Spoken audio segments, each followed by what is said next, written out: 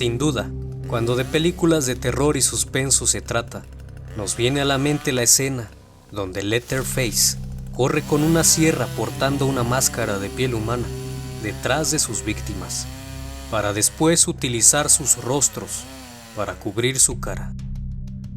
Pero dicen que la realidad supera a la ficción, y es que más de una película se han inspirado a través de este personaje, así que prepárate y ponte cómodo, porque te daré a conocer la historia de Ed Gein, uno de los criminales más conocidos de la historia. Te invito a suscribirte al canal y ser parte de esta legión criminalística. 17 de noviembre de 1957, la policía ingresa a la casa de un hombre llamado Ed Gein, el cual estaba siendo investigado por la muerte de Berenice Worden, la dueña de la ferretería de Plainfield, un pueblo de Wisconsin. Había desaparecido. Cuando entraron, quedaron aterrorizados por lo que encontraron: un cuerpo colgado de los tobillos, abierto del torso y sin vísceras. Pero no fue lo único que se descubrió en aquel lugar. Había muchos cadáveres, junto con extraños objetos que parecían haberse fabricado con piel humana. Se encontraron 10 calaveras a las que se les había quitado la parte superior para utilizarlas de tazones y ceniceros, pantallas de lámparas y asientos hechos de piel humana, platos de sopa hechos con calaveras. Algunas calaveras se encontraban en los postes de su cama, un cinturón de pezones humanos. Había demasiados objetos hechos con partes de cuerpos humanos y, lo más característico de Ed Gein, máscaras creadas con rostros. En el refrigerador se encontraban los órganos de Berenice Worden y su cabeza se encontraba a un lado de la mesa. Aquel día, el poblado de Plainfield quedó aterrorizado por Ed Gein. Nadie podía creer todo lo que este hombre había hecho a tantas personas. Al ser interrogado, Ed Gein admitió que abría las tumbas de mujeres que recientemente habían fallecido y robaba los cuerpos, llevándolos en una camioneta Ford del 49 hasta su casa, donde curtía las pieles para fabricar diversos objetos. También admitió haber asesinado a Mary Hogan, una camarera desaparecida desde 1954. Nunca fue probado ni admitido por él que cometiera canibalismo, y también negó haber violado a las mujeres muertas, aduciendo que olían muy mal.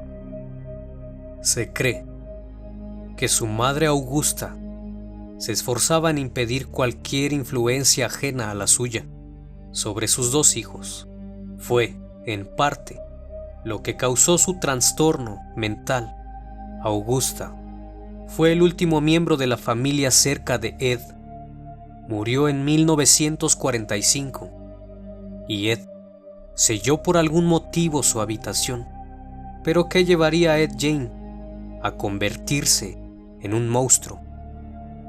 Ed Gein nació en agosto de 1906 en el condado de La Crosse, Wisconsin, en un contexto familiar marcado por un padre maltratador y alcohólico y una madre estricta con un alto grado de fanatismo religioso que lo sometía a castigos excesivos y que le impedía socializar con demás niños, y su hermano Henry, que era 4 años mayor que él. Al considerar que el lugar donde vivían era propensa al pecado, se mudaron a una granja en el poblado de Plainfield, donde poco a poco cosecharía una relación de amor y odio hacia su madre. Augusta, mamá de Ed Gein, era una ferviente religiosa que creía en el apocalipsis y consideraba que las mujeres eran creadas por el diablo para tentar a los hombres. Obligaba a sus hijos a leer la Biblia todos los días, en especial el Antiguo Testamento, el cual interpretaba casi literalmente todo lo que venía escrito. solo había tenido relaciones con su marido para procrear. No creía en la amistad y castigaba a sus hijos si los veía jugando con otros niños. La familia Jane se dedicaba al campo y a la crianza de cerdos que su propio padre, George, sacrificaba delante de Ed, quien en ocasiones era requerido para recolectar la sangre y tripas que el cuerpo del animal dejaba esparcidas en el piso del matadero. Abandonó la escuela para trabajar en la granja. Lo hizo hasta que en 1940 falleció su padre, lo que obligó a los hermanos a salir a buscar trabajo. Ed hacía pequeñas tareas y cuidaba a los niños de sus vecinos. Siempre se dijo que se entendía mejor con los niños que con los adultos, aunque lo consideraban diferente. Todos confiaban en él, lo definían como un raro inofensivo. Se dice que la primera víctima de Ed probablemente había sido su hermano, ya que él constantemente hablaba mal de su madre y sus creencias religiosas, ya que al crecer formaba su propia perspectiva del mundo que lo rodea, pero a Ed le incomodaba escucharlo y siempre le mencionaba que parecía que estaba enamorado de su madre. Era evidente el complejo de Edipo que había desarrollado. Fue así que el 16 de mayo de 1944 se produjo un incendio dentro de los campos de la familia. Las llamas se extendieron hasta la casa. Cuando los bomberos terminaron de apagar el fuego, comenzaron a buscar a Henry, pues había desaparecido.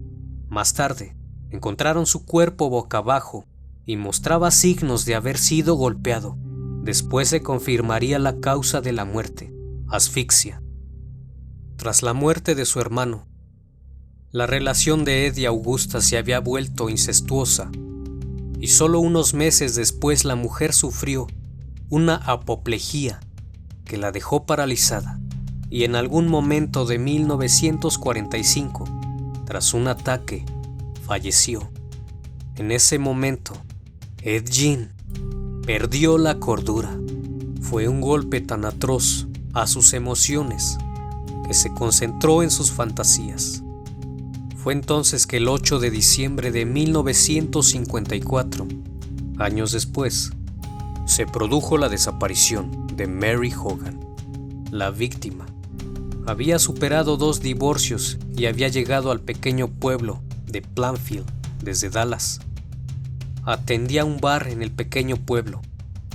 Era corpulenta y mal hablada. Tenía una personalidad agresiva. Insultaba cada 2 palabras. Todo indica que a las 16 horas de ese 8 de diciembre, la cantinera cerró el local, pero dejó entrar a Ed a tomar un café, quien había empezado a frecuentar el bar. El joven le disparó con un revólver calibre 32. Esa tarde, el granjero Lester ingresó a la taberna para comprarle un helado a su hija y encontró en el suelo una enorme mancha de sangre y un cartucho. Se notaba que un cuerpo había sido arrastrado desde atrás de la barra hasta el estacionamiento, donde se veía con claridad las marcas de los neumáticos de un auto sobre la nieve. En el interior del bar había una taza con una mancha de sangre y una parte de una huella digital. La desaparición de Mary Hogan comenzó a ser investigada por un inexperto alguacil que solo había visto cadáveres durante la Segunda Guerra Mundial, pero que poco a poco y nada sabía sobre investigación. Y quizás nunca pensó en encontrarse con un caso así. Prácticamente no avanzó con las investigaciones del caso, pero los rumores del pueblo eran diversos e incluía la versión de que Mary Hogan había sido secuestrada por la mafia, pero Ed bromeaba y les decía: no ha desaparecido, está en mi granja, entre sonrisas y carcajadas.